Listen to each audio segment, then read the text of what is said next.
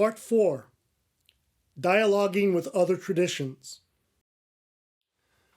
Part 4 examines how the Alphonsian model of direction, in its concern for integrating spirituality and morality, can be of help to people from other religious, philosophical, and ethical traditions. It offers a broad view of spirituality. It presents natural law and interspirituality as two possible ways of employing the model. It asserts that this approach to direction can help people to understand and embrace their own tradition on deeper levels. And it provides a template for how to use the model in such situations. And it also offers practical suggestions on how to bridge the distance between the ideals presented by such a tradition and the circumstances of everyday life. It asserts that the model can be adapted to help people from other traditions to become themselves in their faith, and in doing so, prepare them for honest dialogue with those of differing views and vantage points. Chapter 16, An Open View of Spirituality. Let us begin with a reading from the Wisdom of Solomon. I learned both what is secret and what is manifest.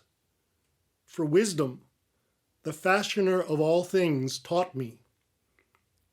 There is in her a spirit that is intelligent, holy, unique, manifold, subtle, mobile, clear, unpolluted, distinct, invulnerable, loving the good, keen, irresistible, beneficent, humane, steadfast, sure, free from anxiety, all-powerful, overseeing all and penetrating through all spirits that are intelligent, pure, and altogether subtle. One way in which the Alphonsian approach to spiritual direction can reach out to members of other religious, philosophical, and ethical traditions is to employ in conjunction with it a very broad understanding of spirituality. Now, although this model has its roots and arose from within the purview of Roman Catholicism, especially the spiritual and moral vision of St. Alphonsus de Liguori, it can be adapted by other Christian and non-Christian traditions to much benefit by incorporating a wider understanding of spirituality. And for this understanding, I'd like to take Walter Principi's definition and adapt it to our concerns.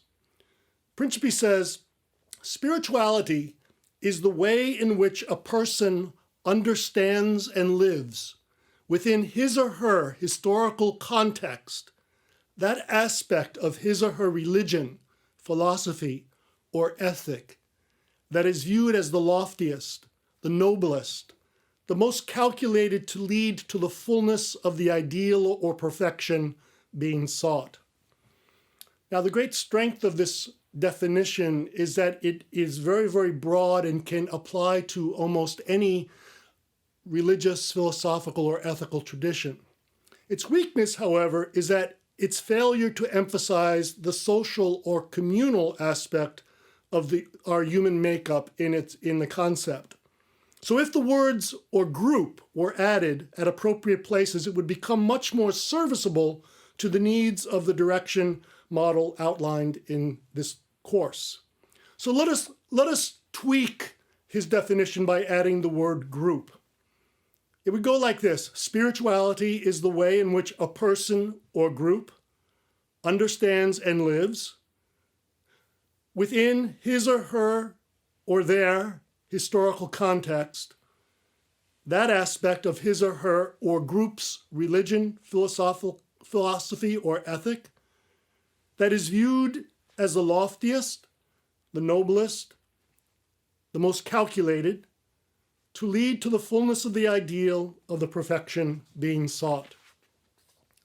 Now, this is a very, very broad view of spirituality. And as we reach out to people of other religious, philosophical, and ethical traditions, it will serve the Alphonsian model well, especially as we attempt to remove from it any mentions of Christianity and focus on its underlying dynamics, which we will do in a later lecture.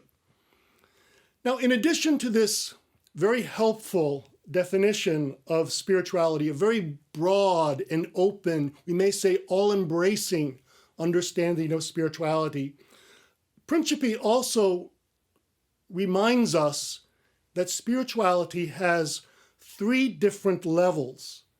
And I would like to speak a little bit about each of these levels in the next few minutes. On the first level, the most basic level, is what he calls the experiential. It is the real or existential level. It pertains to the lived reality of those seeking to confirm their lives to a particular vision. Every spirituality has this vital lived component, and there's always a gap between the vision itself and the lived experiential manifestation of it. A vibrant spirituality would be one that undergoes intense self-examination regarding the relationship between its vision and lived reality, and that implements concrete structures and practices that narrow the distance between them. A feeble, possibly dying spirituality is one that neglects to do so and allows the distance between vision and reality to steadily increase. Now, the second level of spirituality is the doctrinal, or the level of teaching. It pertains to the formulation of a teaching about the lived reality.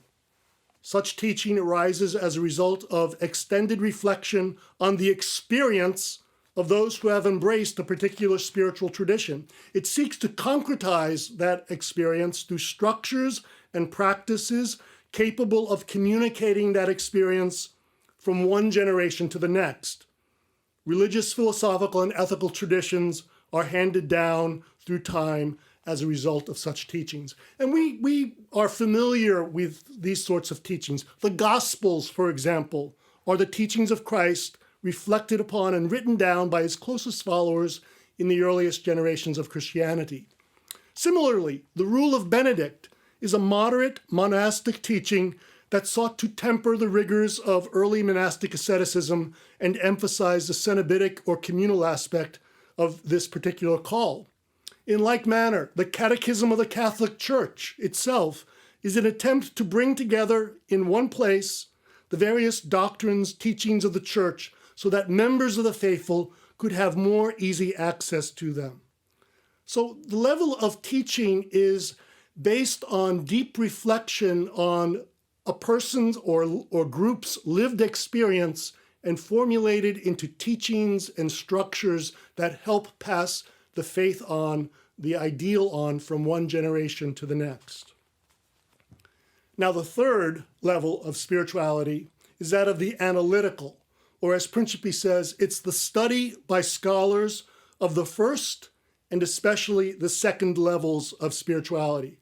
Critical analysis should accompany all human endeavors, and is especially important for spirituality, because Sandra Snyder's reminds us that spirituality is a field-encompassing endeavor that embraces multi-dimensions, multi-disciplines such as theology, religious studies, philosophy, sociology, anthropology, to name but a few.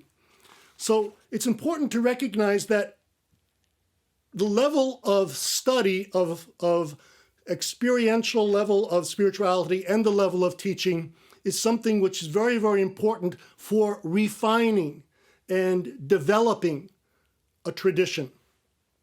Now, each level of spirituality should not be considered in isolation from the others, but viewed as intimately related to them. There's a circular relationship between them. All in all, a circular relationship exists. Scholarly study sheds light on the internal workings of a tradition's teaching. Experience informs teaching, and together both assist in critical analysis. This circular relationship is very important for the health of a living tradition. Now, having given us a wide, very broad view of spirituality and looking at its various levels, I'd like to make now some observations regarding them and regarding how they can help us in spiritual direction. To begin with, the intention here is not to impose a specific definition of spirituality on any tradition, but to utilize one broad enough in its focus so that it can address the concerns of any tradition, regardless of its assumptions and spiritual underpinnings.